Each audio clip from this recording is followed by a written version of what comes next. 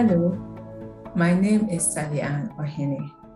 I work at the Ghana office of the World Health Organization, where I am the Disease Prevention and Control Officer. My work portfolio also includes rabies prevention and control.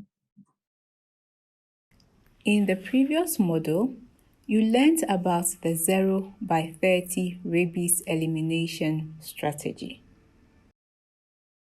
Now, it is my pleasure to guide you through the third module of the course titled Preventing Rabies in People. In this module, you learn about what to do in case of animal bite, how post-exposure prophylaxis works, what rabies vaccines are available and how they should be administered, what a post-exposure prophylaxis schedule looks like, and the challenges accessing post-exposure prophylaxis in rabies endemic countries. When you suspect an exposure to rabies, you need to wash the wound and seek prompt medical attention. You may have been exposed to rabies if you experience nibbling on your skin, scratches, abrasions, and bites, even if they do not bleed, from an animal that is suspected to have rabies, or if there has been contact between this animal's saliva and your eyes, mouth, or an open wound. If these activities occur with a healthy animal, there's no cause for concern. Direct contact with wild mammals, including bats, can also be an exposure. I will cover exposure categories later in this model. If you do suspect exposure, you should immediately wash the wound and seek medical assistance as soon as possible. Your doctor can perform a risk assessment and start post-exposure prophylaxis if you need it. Post-exposure prophylaxis consists of a series of vaccines and in some cases, rabies immunoglobulin. Remember, if you have been exposed to a suspected rabid animal, rabies can still be prevented. When you suspect a rabies exposure, wound washing is the first thing you should do and can be life-saving, so it is important to do it properly. Immediately after exposure, wash the bite or scratch for 15 minutes using plenty of running water and soap. Then, you should apply an iodine-containing disinfectant to the area. Homemade remedies like chili, salt, lemon, or herbs are not recommended because they do not eliminate the virus, but rather irritate the wound. After wound washing, you need to seek medical assistance, where your doctor will perform a risk assessment and decide whether you need post-exposure prophylaxis. Whether you need post-exposure prophylaxis depends on three things.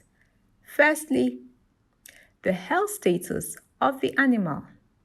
You only need post-exposure prophylaxis if the animal you had contact with is suspected to have rabies.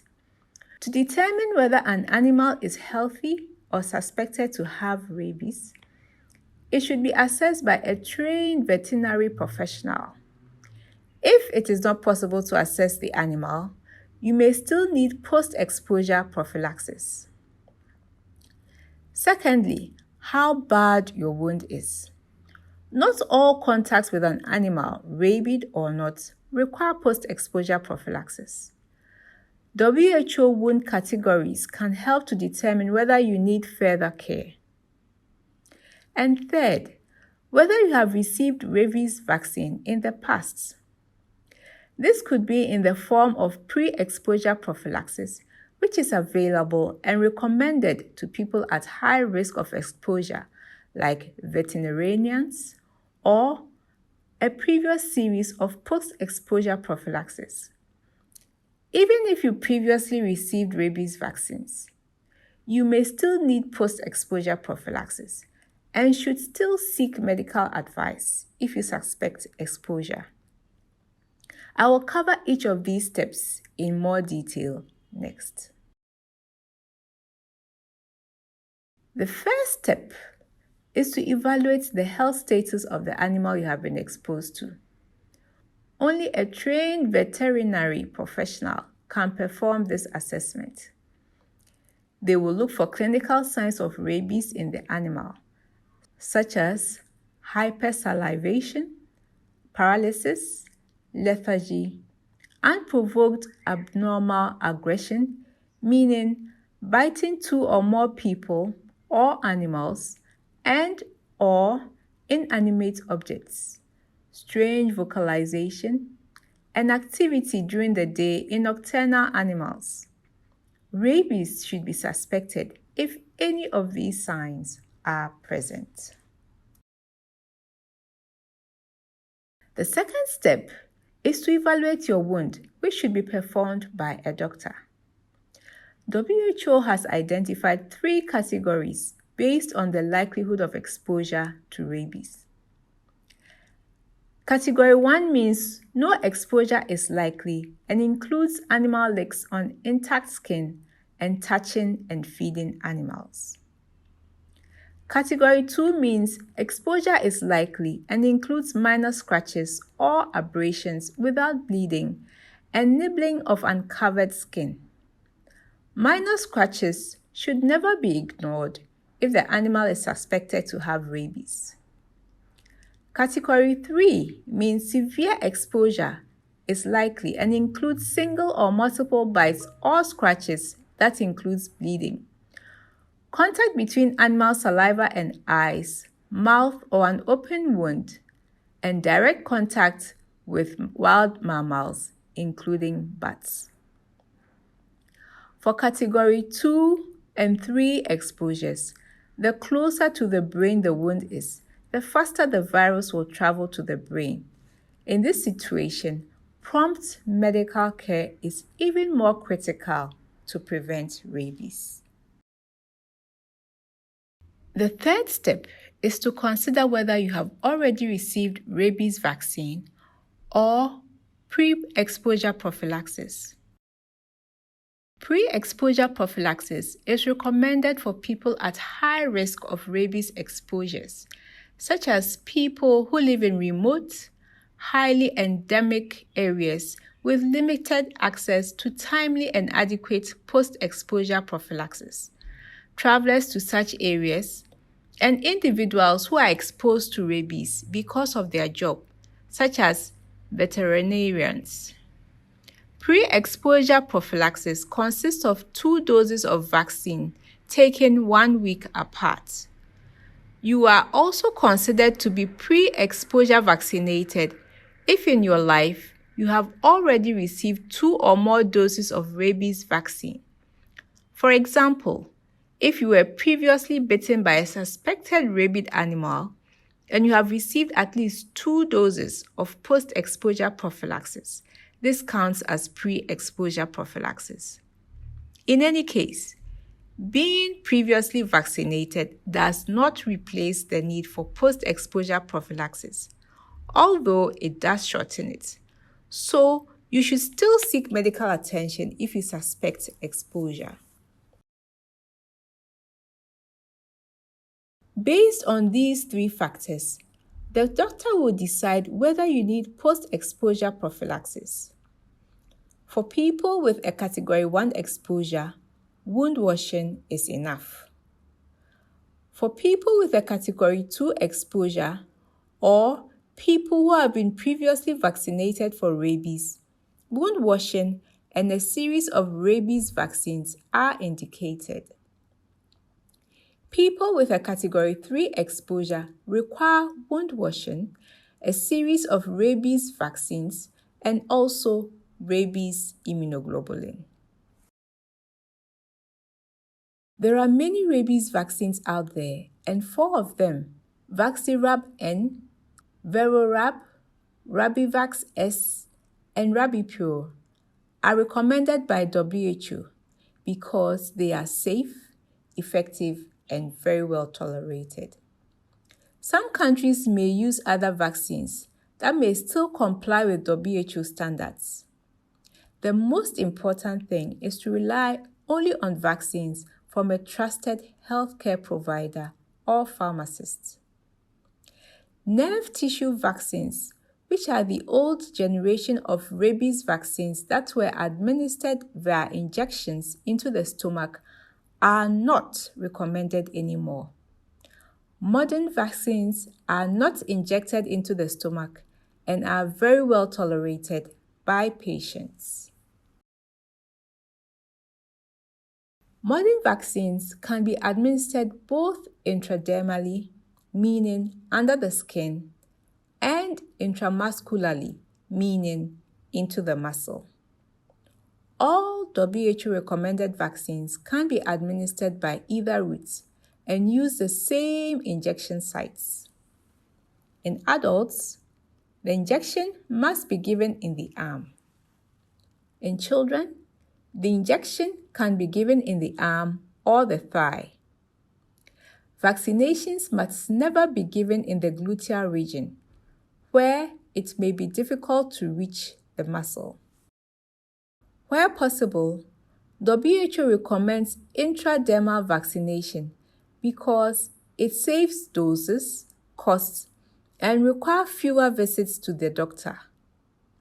When used for intradermal vaccination, vials can be shared among patients, saving up to 80% of the cost of post-exposure prophylaxis, but only if they are used within 8 hours. Rabies immunoglobulin is different from rabies vaccines. While rabies vaccines need time to act, rabies immunoglobulin stops the virus right at the wound site, so it is recommended for severe Category 3 exposures. However, there are 2 cases when rabies immunoglobulin should not be used. 1. If you have been previously vaccinated against rabies, you should not receive rabies immunoglobulin. If you have previously received only rabies immunoglobulin, it is acceptable to receive it again. 2. If you have received your first dose of post-exposure prophylaxis vaccine more than 7 days ago, you should not receive rabies immunoglobulin. Rabies immunoglobulin is also administered in a different way to rabies vaccines. It must be injected deep into and around all wounds. This can be uncomfortable, especially where there are multiple wounds, but is life-saving. The maximum dose of rabies immunoglobulin is calculated based on body weight, although it can be diluted if needed for administration across large and multiple wounds. There are 2 kinds of rabies immunoglobulin, one made of human rabies antibodies and one made of equine rabies antibodies. Both are equally effective and neither require skin tests before administration. Researchers are also working on an alternative to rabies immunoglobulin, such as monoclonal antibodies. Monoclonal antibodies are laboratory-made proteins that mimic the immune system's ability to fight off harmful pathogens such as viruses. The first anti-rabies monoclonal antibody was licensed in India in 2017, but other candidates are being evaluated in clinical trials. Compared to rabies immunoglobulin, monoclonal antibodies can be produced on a larger scale, are more effective, do not require the use of animals in lab research, and have fewer adverse effects. In the meantime, rabies immunoglobulin is a life-saving biological for severe exposures. Now let's discuss the typical schedule for post-exposure prophylaxis. If you have never been vaccinated for rabies, 3 regimens exist. Your doctor will choose one, depending on what vaccine is available. The IPC regimen is recommended because it is the shortest and takes just 1 week. It requires 3 visits to the doctor on days 0, 3, and 7. In each visit, you receive 1 intradermal injection in each arm. The SN regimen requires 4 visits to the doctor and takes 2 weeks. Visits are on days 0, 3, 7, and 14 and involve 1 intramuscular injection in 1 arm. The Zagreb regimen requires 3 visits to the doctor and takes 3 weeks.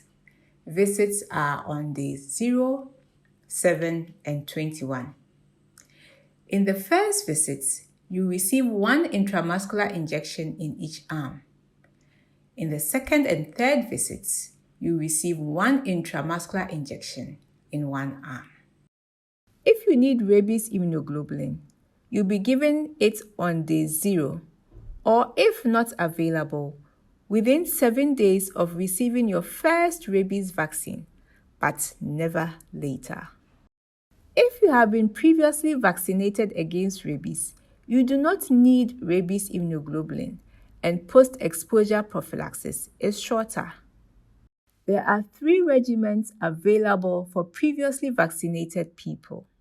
The one-site ID regimen involves 2 visits to the doctor on days 0 and 3, where you receive 1 intradermal injection in 1 arm.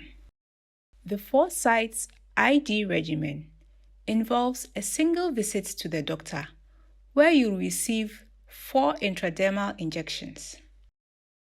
The 1-site IM regimen involves 2 visits to the doctor on days 0 and 3, where you receive 1 intramuscular injection in 1 arm. If you are exposed to rabies and have already completed a course of post-exposure prophylaxis in the past 3 months, you do not need any prophylaxis this time. You should also remember that while it is important to start post-exposure prophylaxis as soon as it is recommended, it is never too late to do it unless clinical signs of rabies are already evident. Here are some answers to frequently asked questions about rabies prophylaxis. If pre- or post-exposure doses are delayed, vaccination should be resumed, not restarted. Pre- and post-exposure doses are the same regardless of your age or weight. If it cannot be avoided, it is acceptable to change between the type of vaccine and route of administration, that is, intradermal or intramuscular vaccination, during the same course of pre- or post-exposure prophylaxis. Post-exposure prophylaxis should never be delayed if rabies immunoglobulin is not available on day 0. Post-exposure prophylaxis is not necessary if the person has drank milk from a rabid animal, although this is not recommended. And finally, post-exposure prophylaxis should never be delayed or suspended against medical advice. Traditional medicine is ineffective and cannot prevent or cure rabies. It can be dangerous when used as a substitute for proper wound management, or when it replaces or delays post-exposure prophylaxis. However, especially in marginalized areas, healers are sometimes the only option available to bite victims. Therefore, it is essential to seek dialogue and cooperation with healers to increase awareness of rabies and compliance with post-exposure prophylaxis. Unfortunately, equitable access to post-exposure prophylaxis is a problem in many parts of the world.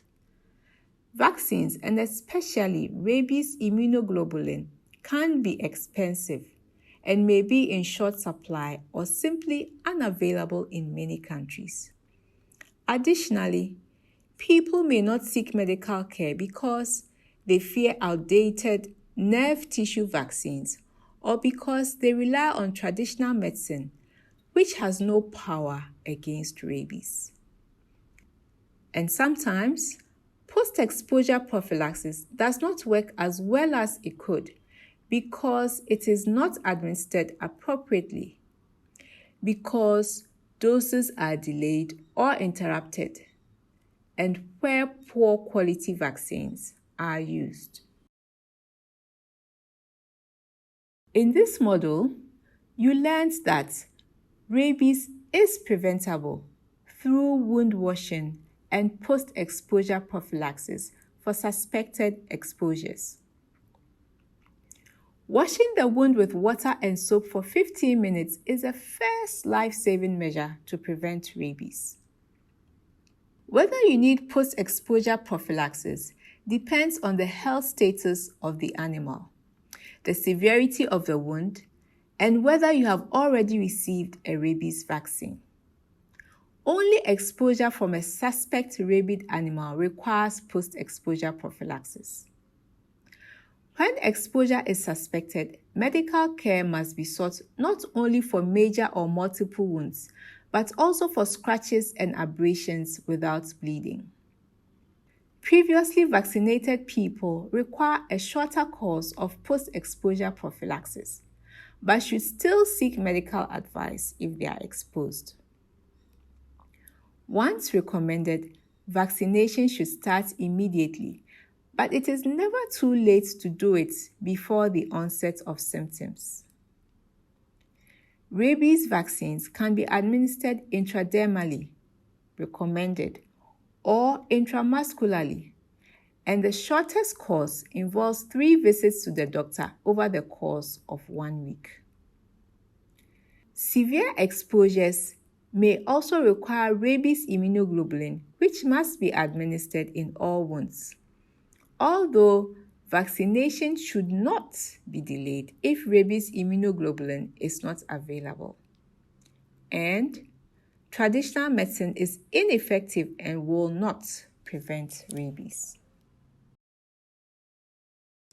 Here are the links to the documents and research papers on the topics covered by this module. This slide provides you with additional resources, including other open WHO courses that you may be interested in. In the next module of the course, we will focus on preventing rabies in dogs. I thank you for your attention.